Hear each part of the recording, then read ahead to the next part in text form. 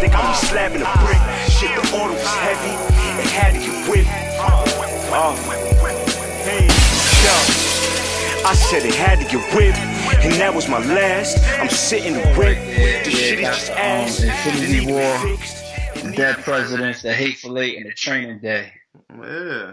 Saying, like, definitely had to put a few classics in the man cave. Man, that's dope. That's dope, man. I see you boys in the hood.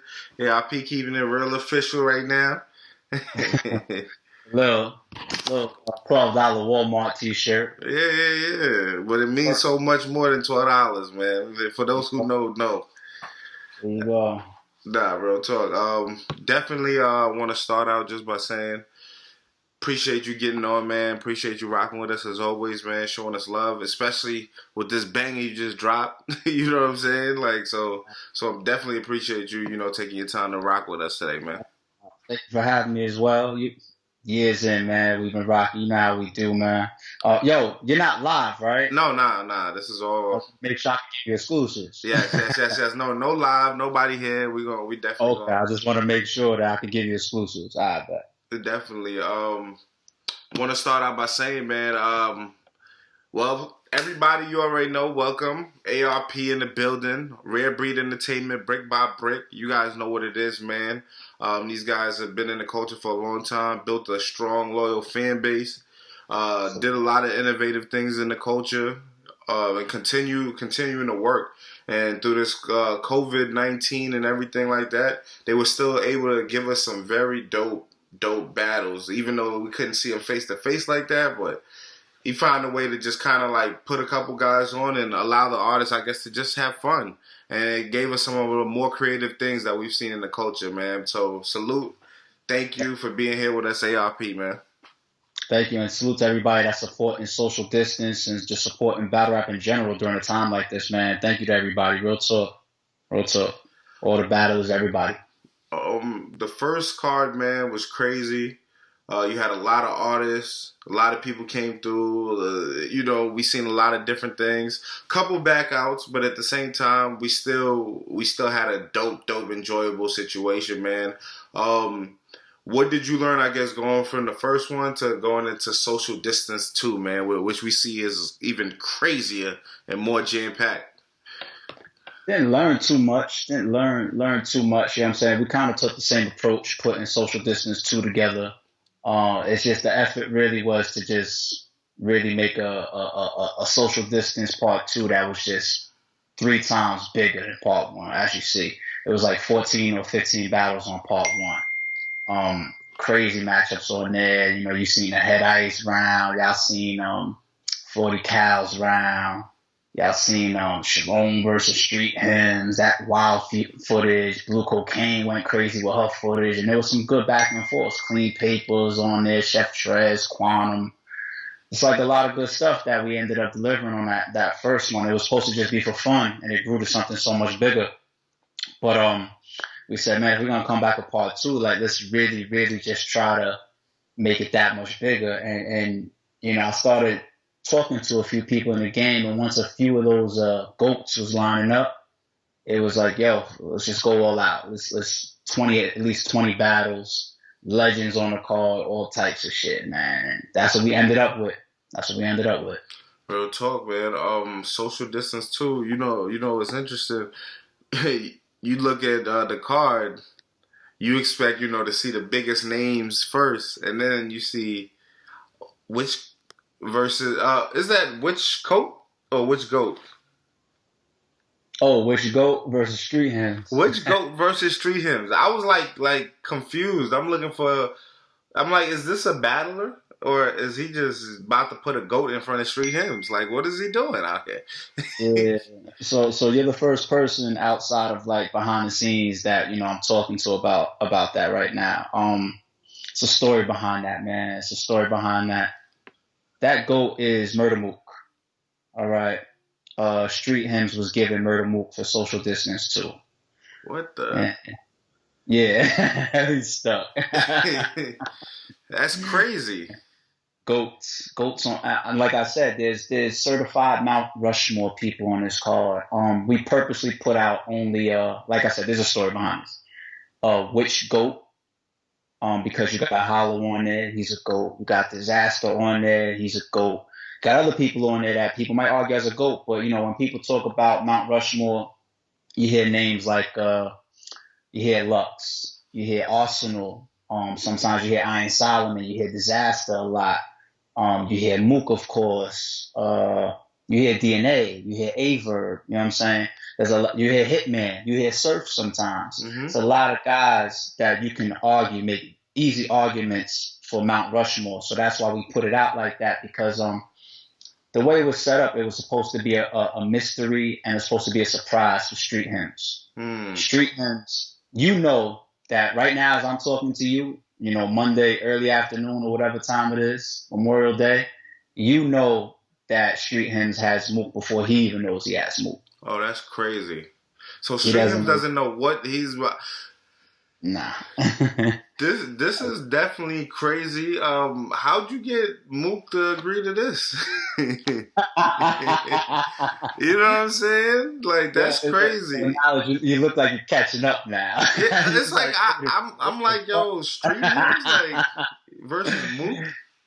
Yeah, it's Murder Mook on this card, Social Distance too. And like I said earlier, once we started reaching out to the Mooks and the Disasters and the Hollows and some of these guys that you don't see too easy, and it's tougher to get those guys in the ring or social distance or anything.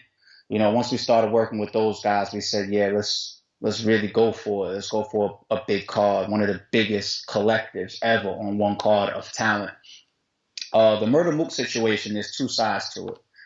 There's the RBE side and the Murder Mook side. So on Murder Mook side, we reached out to him and asked him to be a part of Social Distance Part 2. And shout out to Murder Mook's manager, Van. You know what I'm saying? He's the homie too. He was definitely a very, very essential part of this business process between RBE and Mook and everything. I talked to Van a lot, talked to Mook here and there as well. We definitely keep tabs on each other. We support each other. But I reached out to that side, asking them to be involved with Social Distance too, on making sure that they was aware what we had going on for Social Distance 1. We ended up getting on the phone and having a three-way call, myself, Mook, and his manager. And, at first, Mook was just chilling, just, minding his business, doing what he's doing. But once, we kind of started talking about the Social Distance format and that we wanted to bring him in on this card and talk about a little bit of business, etc., we started basically just flying back ideas. Because one thing that Mook wanted to do is he wanted to show love to the culture. He wanted to be a part of, this whole social distance coronavirus situation and let the fans see him active, let the fans see him rap and be involved in what's going on, because this is a fucked up situation that we're all in. So he's coming in to be a part of things for the culture. So that was more so his angle, his approach, and his reasonings for jumping into this shit, because Mook doesn't have to battle on Social Distance. Mook doesn't have to battle Street Hymns. He doesn't have to battle anybody on the card. When he steps out, it's really a big thing. You know what I'm saying? Like, we see what he did when we brought him back versus Verb. He shut shit down from, like, announcement in May all the way through, like, the winter. You know what I'm saying? Like, he shut culture down for months. So, his thing was like, yeah, I do want to do something, but, let me double doing something for the culture by not only coming and rapping during these times, but, give me an up and comer maybe. Maybe that's a good way for me to show love, something that I haven't done or the fans of the culture wouldn't expect of me. We could get a Murder Mook in there and pay him, whatever it takes to get him in the ring for a big battle, whether it's a Arsenal battle or a Cassidy battle or whatever. But something like this, I think the culture never seen him do. They're not used to seeing somebody this big that rarely battles get into the ring with an up and comer. So that was his thing. Like, give me somebody that y'all think deserves a shot. So that's on Mook's side. On RBE side, there's a million people we could have put in front of Mook. Mm-hmm. You know what I'm saying? There's not a battle rapper damn near in the world that you call and you say the name Mook and they're not going to be like, oh, bet, let's go. Every battle rapper will battle Mook, whether it's social distance or face-to-face on stage. Anybody will take that opportunity. RBE chose Street Hymns.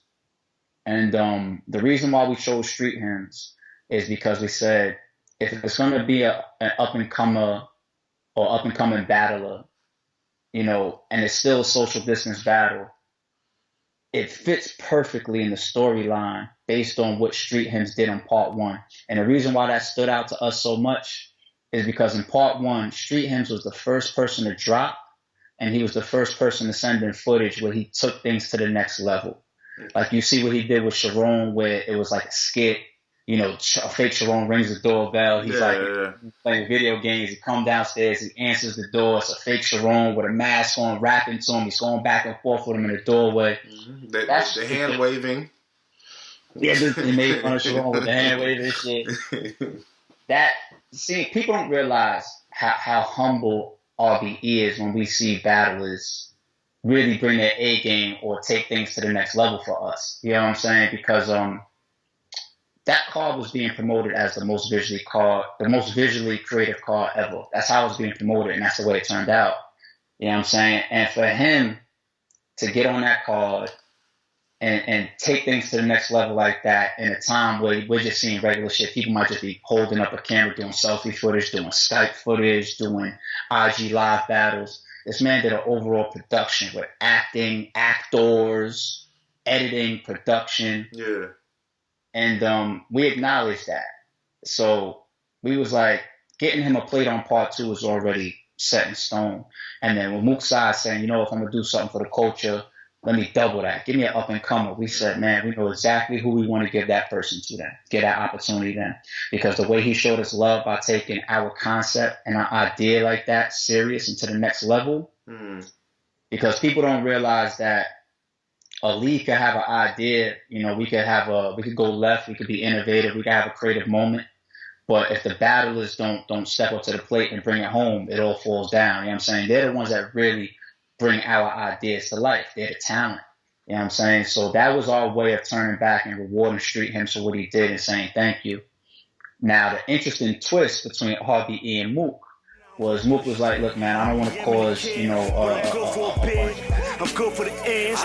They go to kid. So I'm pulling up in the V4, serving nigga out the back of the shit. I'm back on my shit. They selling bags from the strip. I ain't asked for this. I rap a Mac with a bitch. Y'all feel me? Yo.